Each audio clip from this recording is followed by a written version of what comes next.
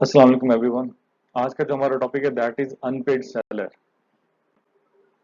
Relevant provisions.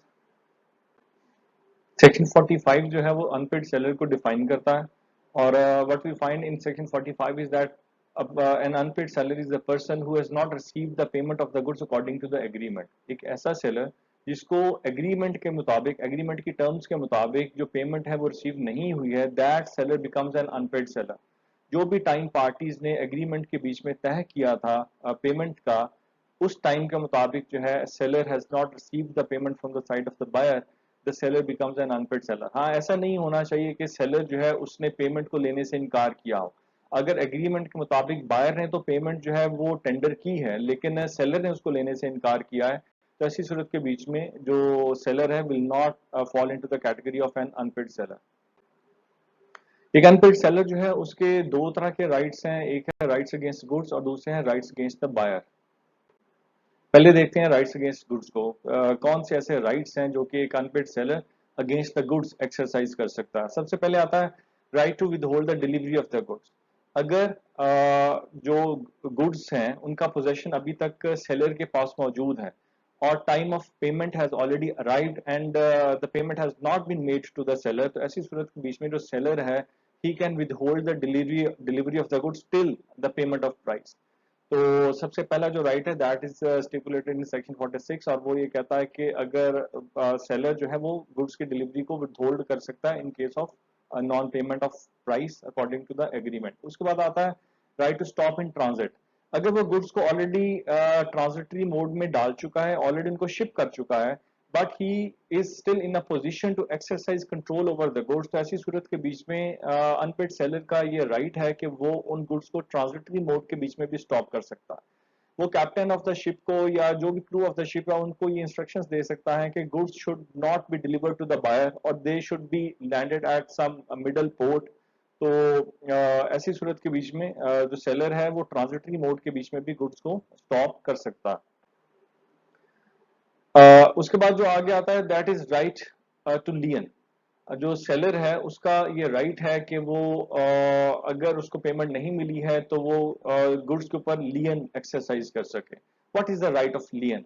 Right of लियन is again the retaining the possession of the goods. तो question arise होता है वो ये कि अभी हमने पहले डिस्कस किया राइट टू विदहोल्ड डिलीवरी, उसके बीच में भी यही था कि he can retain possession of the goods, he can withhold the delivery of the goods.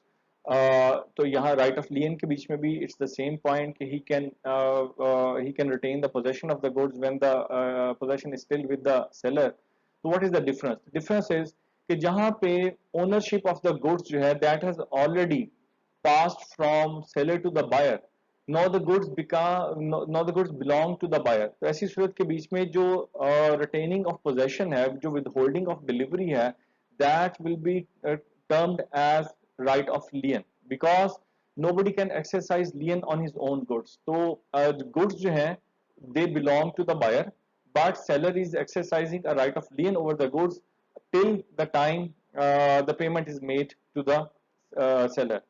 उसके बाद अगर जो ओनरशिप ऑफ द गुड्स है वो अभी तक बायर को ट्रांसफर नहीं हुआ है, अभी तक सेलर जो खुद से जो है वो ओनर है, तो ऐसी सूरत के बीच में सेम रिटेनिंग ऑफ पोजेशन जो है that will be called as withholding of delivery because as I said earlier nobody can exercise lien on his own goods।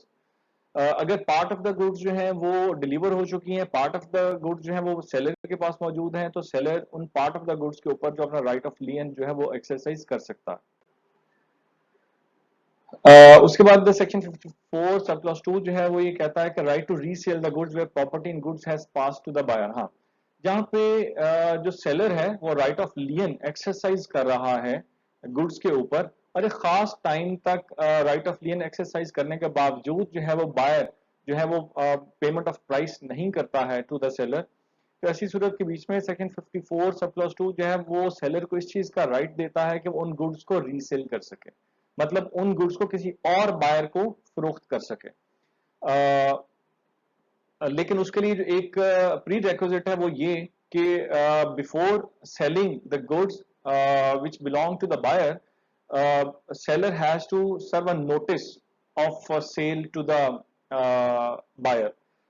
उस सर्विस ऑफ नोटिस के बाद अगर buyer within reasonable time payment tender नहीं करता, तो ऐसी उसके बाद फिर जो सेलर है वो उन गुड्स को किसी और पार्टी, किसी थर्ड पार्टी को रीसेल जो है वो कर सकता है।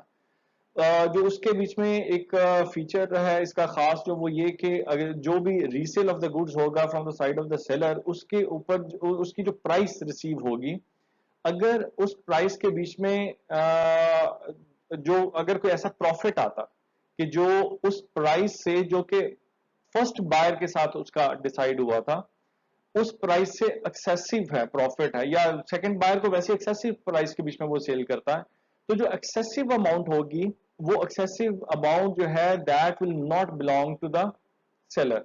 सेलर जो है अपने रीजनेबल एक्सपेंस और डैमेजेस को उसमें से रिकवर करने के बाद वो जो एक्सेसिव प्राइस है वो पे करने का पाबंद होगा टू द बायर। इस पॉइंट को थोड़ा सा मैं दोबारा से एलैबोरेट कर दूं कि जहां पे सेलर जो है वो गुड्स को रीसेल करता है और उस रीसेल के बीच में सेलर मेक्स सम प्रॉफिट, और वो जो प्रॉफिट उसने उसमें से हासिल किया है, वो that profit does not belong to the seller. वो प्रॉफिट किसको बिलोंग करता है? That belongs to the buyer, जिसने at the first place payment अदा करने से इनकार कर दिया था, या उसने पेमेंट अदा जो है वो नहीं की थी। तो सेलर अपने एक्सपेंसेस, रीजनेबल एक्सपेंसेस और जो भी डैमेजेस हैं उनको रिकवर करने के बाद जो एक्सेसिव अमाउंट उसके बीच में होगी, वो बायर को अदा करने का पाबंद होगा। उसके बाद जो एक और क्वेश्चन इसके बीच में अराइज होता है, वेरी इंपॉर्टेंट, वो ये है कि एक डॉक्ट्रिन है कि नेमो डेट को नॉन हेबिट, nobody can transfer a better title than he himself has. तो जहां पे property in the goods has already passed from seller to the buyer, तो ऐसी सूरत के बीच में whether seller will be transferring a good title to a subsequent buyer, this is the question, because according to this doctrine nobody can transfer a better title than he himself has.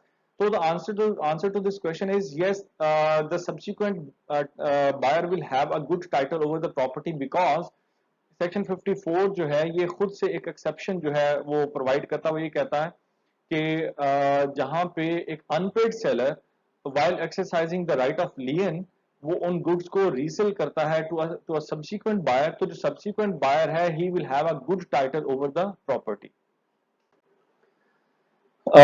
उसके बाद एक section 50 जो है वो एक right देता है stoppage in transit where buyer becomes insolvent.